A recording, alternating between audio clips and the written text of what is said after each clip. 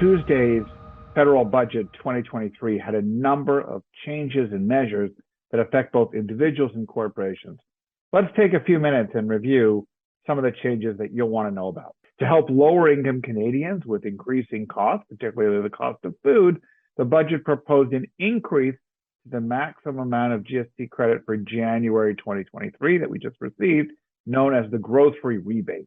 And eligible individuals are going to get twice the amount that received in January that we paid as soon as possible once the legislation has passed. So this maximum additional amount will be $153 per adult, or $81 per child, and another $81 for a single supplement. The big news for higher income Canadians, of course, is a complete rehaul of the alternative minimum tax, known as the AMT. Starting 2024, the government, being concerned that high income individuals are paying relatively little in personal income tax as a share of their income, are going to be introducing this new rebranded AMT. It is expected that the AMT changes will generate an additional $3 billion in revenues over the next 5 years, and in fact will affect and target primarily the highest income earners in Canada. The government did announce a number of changes to a variety of registered plans. The ESP, Education Savings Plan, they've made a slight change there to allow $8,000 instead of $5,000 in the first 13 consecutive weeks of enrollment in terms of an educational assistance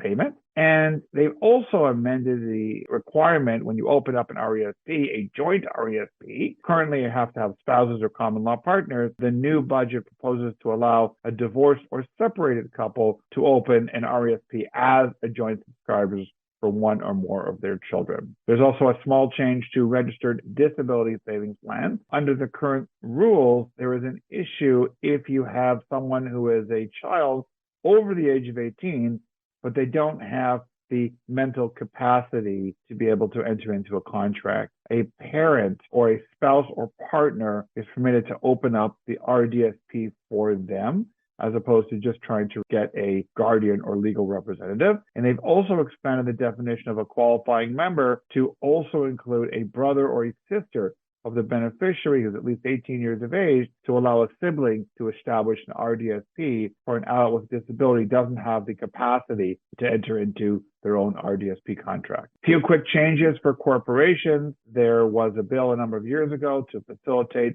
intergenerational share transfers. That was Bill C-208. The government is just making a couple of changes there to make sure that people don't take advantage of that rule inappropriate if there hasn't been a bona fide sale to a family member. They've also introduced legislation to facilitate employee ownership trusts, which have been popular both in the US and the UK as a way of allowing a corporation to transition to some of the key employees of the business in future generations on a tax-effective basis. And then finally, there are some changes coming to the general anti-avoidance rule, or the GAR, to strengthen the GAR. A GAR basically is the rule that was introduced back in 1988 that effectively says that a tax benefit could be denied if the government deems it to be inappropriate.